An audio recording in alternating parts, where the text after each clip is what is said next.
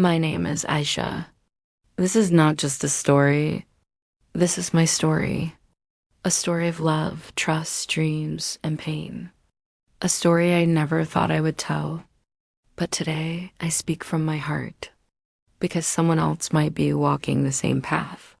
And maybe, just maybe, my words will give them strength.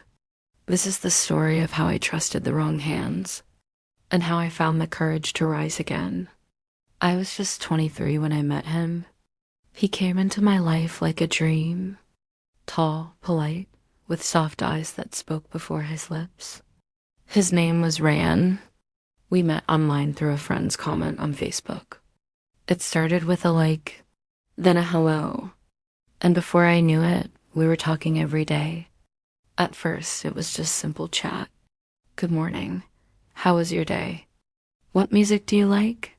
But slowly, he started to feel like a part of me, like someone I was missing all along.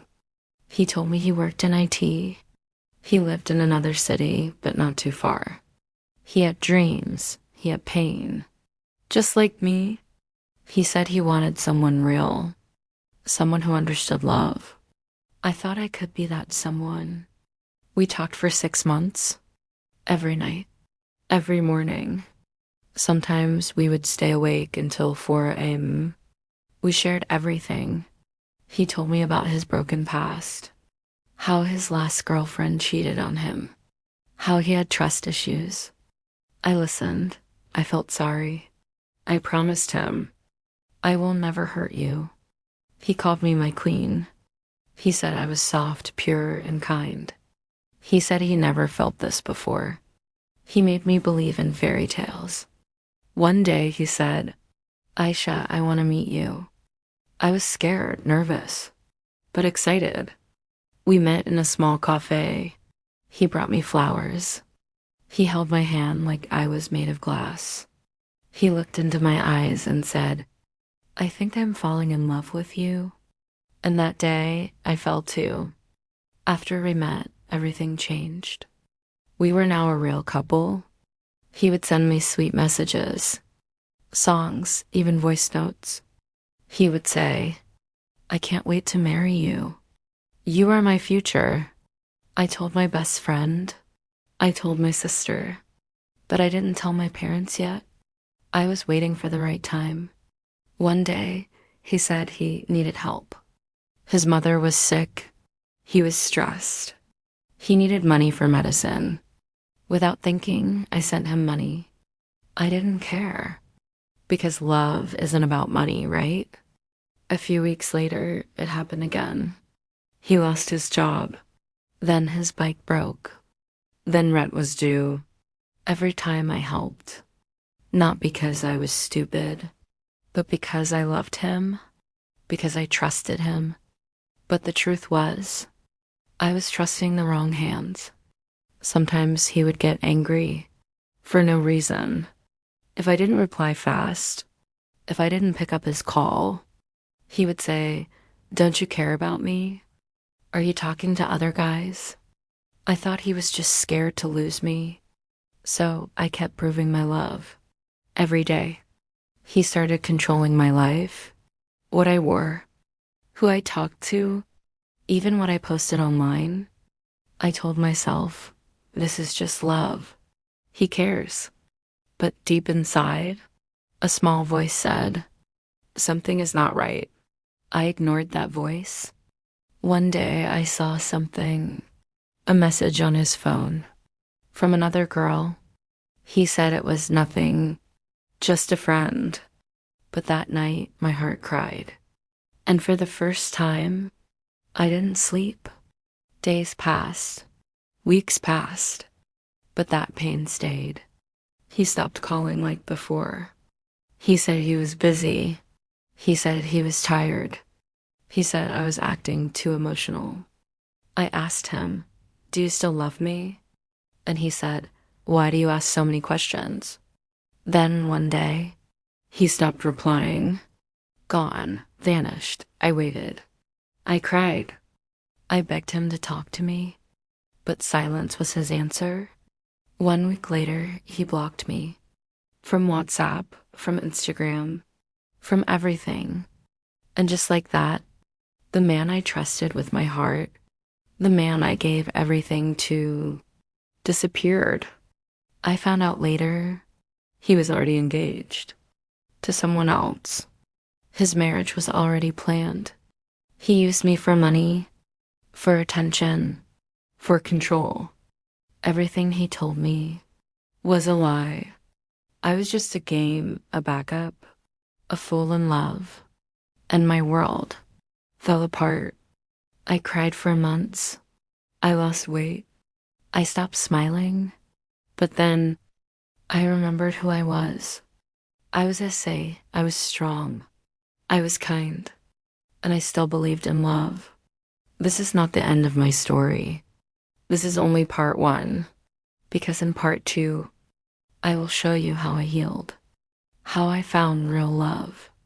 How I trusted again, but this time the right person. Stay with me, because pain is not the end. It's just the beginning of something stronger. After Ryan disappeared, I felt like I was living in a nightmare. Every sound reminded me of him. Every night was a war inside my heart. Some days I didn't want to wake up. I blamed myself. Was I not good enough? Was I too emotional? Too trusting? I stopped trusting people. I stopped trusting myself. I didn't talk to anyone.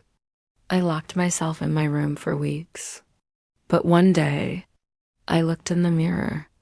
My eyes were tired, but they still had light. And I whispered, "You are not weak, Aisha. You are not your pain." Healing didn't come in one day.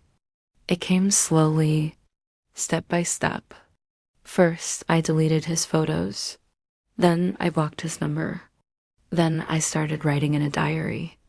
I wrote everything, my anger, my tears, my truth. I stopped asking, why me? And started asking, what can I learn? I talked to my sister. I cried on my best friend's shoulder. I prayed every night, asking God for strength. And slowly, my smile came back. A little broken, but real. For so long, I had been busy loving someone else, that I forgot to love myself. So I started doing things just for me. I cut my hair. I bought myself flowers. I took long walks in the evening. I learned how to cook my favorite dishes. I even joined a painting class. I was healing, not by forgetting him, but by remembering me. And for the first time in many months, I looked in the mirror and said, Asa, you're enough. 1 year passed, 1 full year without him, and I was no longer the same woman. I was stronger, softer, wiser.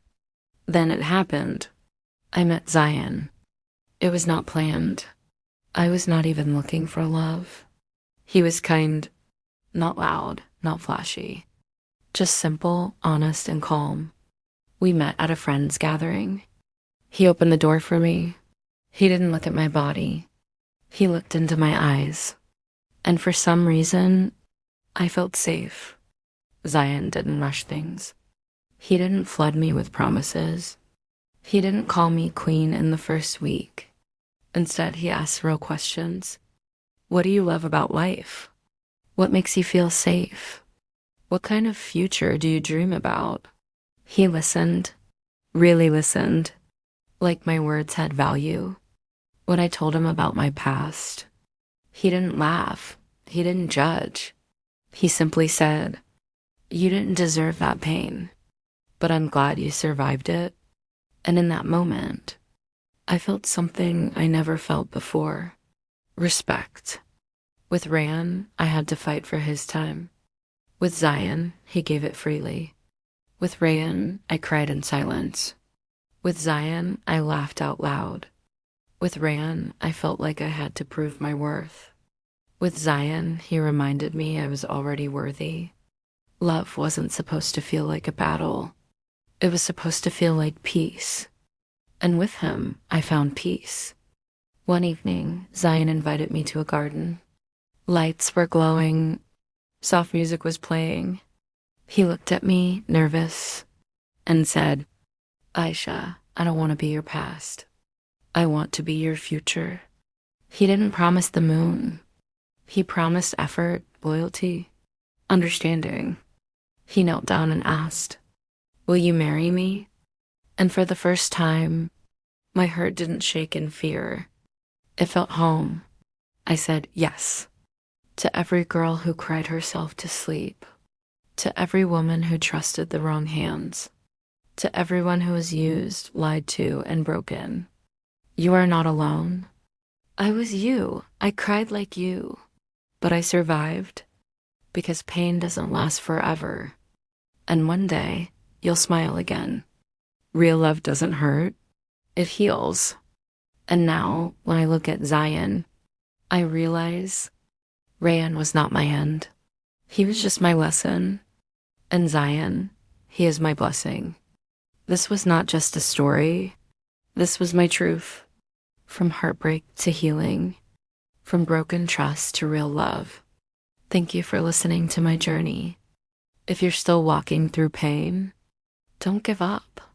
Because somewhere out there is someone who will love you, not for what you give, but for who you are.